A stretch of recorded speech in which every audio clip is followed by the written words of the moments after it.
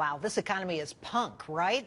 Stagnant wages, more and more common. We discussed the new class of Americans living paycheck to paycheck. They're not poor, they're middle class. And now we're looking at ways to retool yourself to get that income boost. With more on this, Tony Beshara. He is creator of the online website, The Job Search Solution. And he's author of the book, Powerful Phrases for Successful Interviews. Tony, welcome to the show. It is terrific to have you here. You know, I've seen you talk. You are a powerful speaker. People out there, they want to know, and I get this question all the time on my email, on Twitter. I've got to boost my income. What do I do? How can I boost my income? Do I have to change jobs? Can I get more money where I am? What do you say? Well, first of all, thank you for having me, and it's a pleasure to be here. Sometimes people really grossly overlook the job they've got, thinking that the grass might be greener somewhere else. So your business is having problems, your employer's having some difficulties. You go to him and say, look, I want to bring more value to the company. Somewhere down the line, I'd like you to take into consideration the value I'm bringing you, but I'd like to bring more value. What else can I do? How about that new software we bought? I'd like to learn it. I know it's not my job, but I'd like to learn it. You know, you laid off Susie the other day, and somebody's got to pick up the slack. I'd be more than happy to do that. I'm willing to come in, and I'm willing to go the extra mile. I'd like to keep my job, and I realize right now we may have a hard time paying me more, but I'd like to add value to the company. So what else can I do? That's a great point. You know, I think people think, can I retool myself where I am? Can I make my managers think of me in a different way than maybe they have in the past? As someone who's really growing the bottom line, as somebody who's contributing in a big way. Beyond putting up your hand and volunteering for more duties, what else can you do?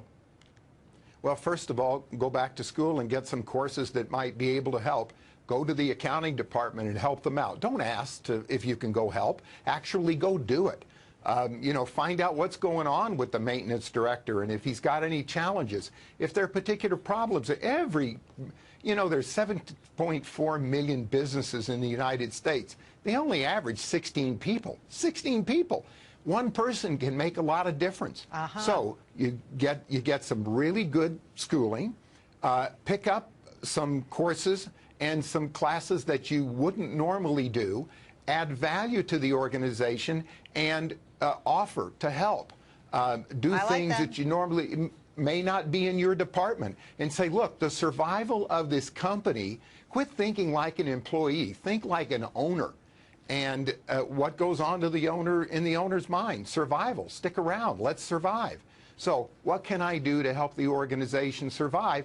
And you'd be shocked at the things that are in front of you. I love that opinion, and I like the attitude. It's on you. You got to solve it. You know, and you can. But some people out there, and I hear this a lot, they feel like they're in a dead end. They know that maybe their career path has led them into an arena, a part of the economy that's not growing. It's not expanding. In fact, people are being laid off all the time. What do you do then? If you feel like you're in a dead-end career, what do you do? It's really hard to change careers, especially in this kind of market. I make the metaphor of, you know, Michael Jordan going from playing basketball to baseball. He was the best athlete in the world, but he was competing with baseball players. So it's really, really hard to do. It can be done.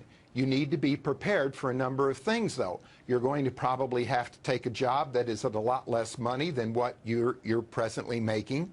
And you're going to have to basically not start over, but you're going to have to begin again and at least probably take a cut in your salary.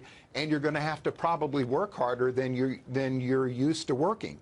Now, you may not have a choice. If the kind of career you're in and the kind of thing you're doing is gone away, there's not much you can do about it. Right. But you have to start over and get committed to do it and be passionate about it. Don't complain about it, and get it done. Tony, you know what I like about you? You don't sugarcoat it. You just put it out there like it is. You tell us what we need to know. Well, you know, the problem with much of what goes on in here, you know, there's, what, 33 million people that are chronically unemployed. Right. And somebody's not being straight with them. Somebody's not saying, look, this is reality. You know, I read yesterday there are 10,000 jobs in North Dakota.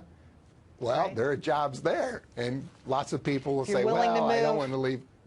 Right, I don't want to. Well, you know, the jobs are there. You just have to know how to go get them.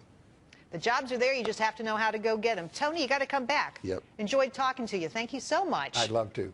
Thank you you so much. Have a great day. You too.